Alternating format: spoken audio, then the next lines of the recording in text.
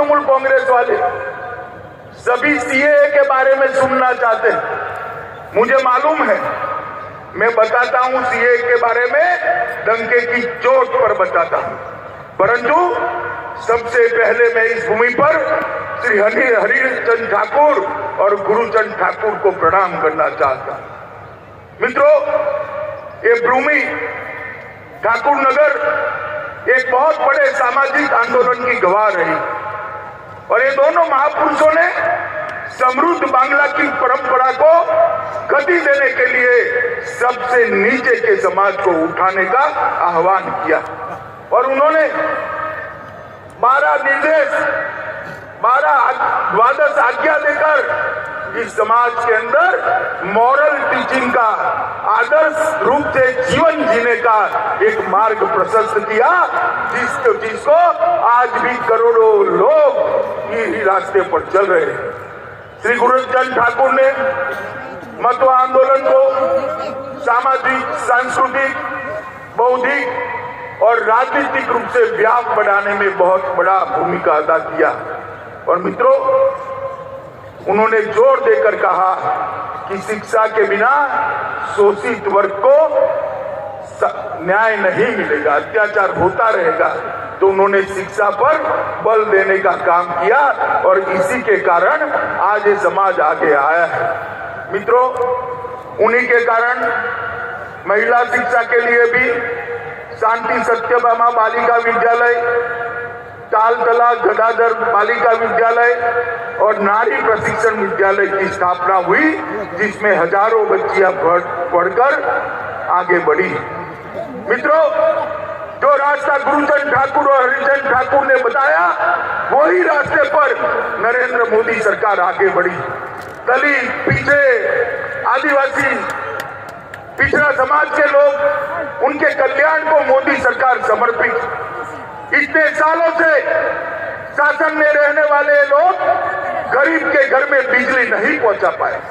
नरेंद्र मोदी जी ने 5 ही साल में हर गरीब के घर में बिजली पहुंचाने का अभियान शुरू किया, हर गरीब को घर देने का अभियान शुरू किया, हर गरीब के घर में गैस का सिलेंडर पहुंचाने का अभियान शुरू किया, हर गरीब के घर में शौचालय पहुंचाने का अभियान शुरू किया, हर गरीब के घर में शुद्ध पीने का पानी पहुंचाने का अभियान किया और हर गरीब को 5 लाख तक का स्वास्थ्य का सारा खर्चा भारत सरकार उठाए, ऐसी आयुष्मान भारत योजना लेकर आए। भैया, आप लोग ताली मत बजाओ, क्योंकि बंगाल के गरीबों को ये योजना नहीं मिलेगी। ममता दीदी को लगता है कि बंगाल के गरीब को ये 5 लाख रुपया मिला तो वो नरेंद्र मोदी जी के साथ हो जाएंगे।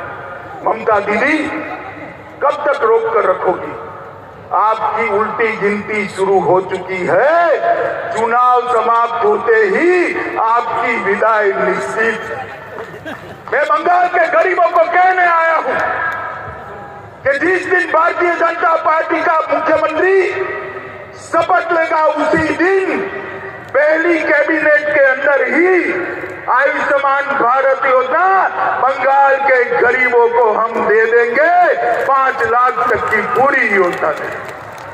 बंगाल के किसानों के लिए मोदी जी 6,000 रुपया भेजते हैं, वो भी बंगाल के किसानों तक पहुंचा नहीं जाता और कह रहे हैं कि हम अभी लिस्ट बना रहे हैं।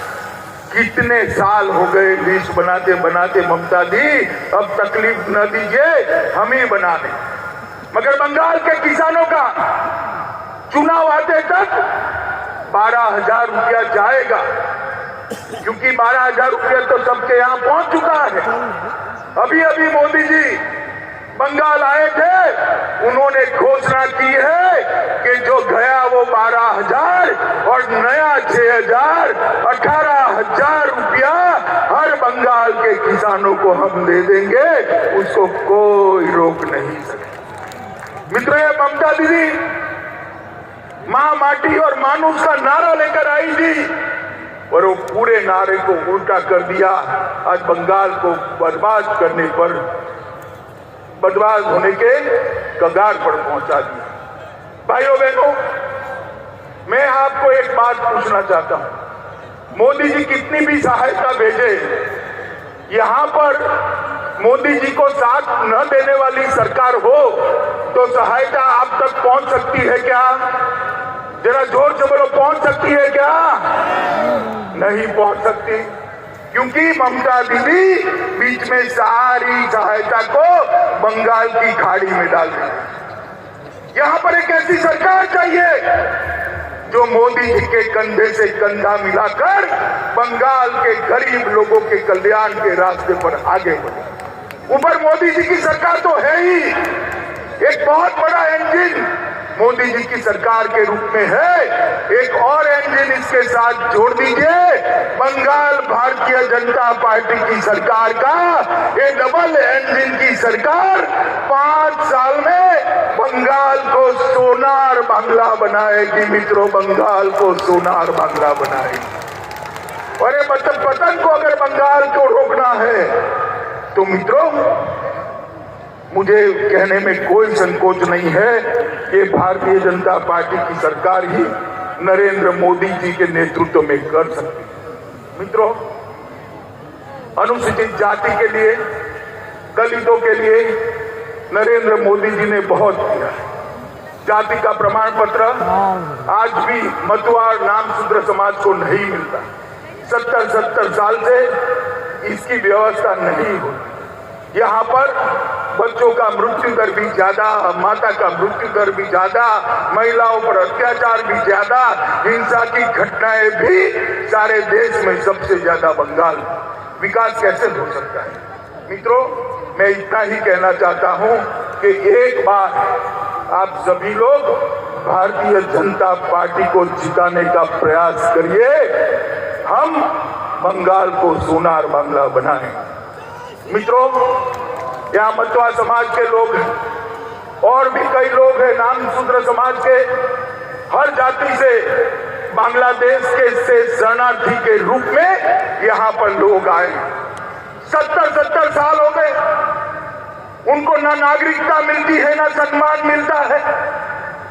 जब विभाजन हुआ, कांग्रेस के नेताओं ने वादा किया कि जो भी हिंदू शरणार्थी आएंगे हम सबको नागरिकता भी देंगे, उनको सम्मान भी देंगे और उनको गले से भी लगाए।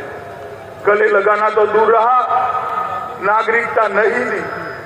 2018 में हमने वादा किया था कि 19 में नरेंद्र मोदी सरकार चुनकर लाई है, हम सिटीजनशिप में अमेंडमेंट कर कानून लाएंगे जो मेरे मतुआ समाज के भाइयों को भारत की नागरिकता देगा, भारत की नागरिकता।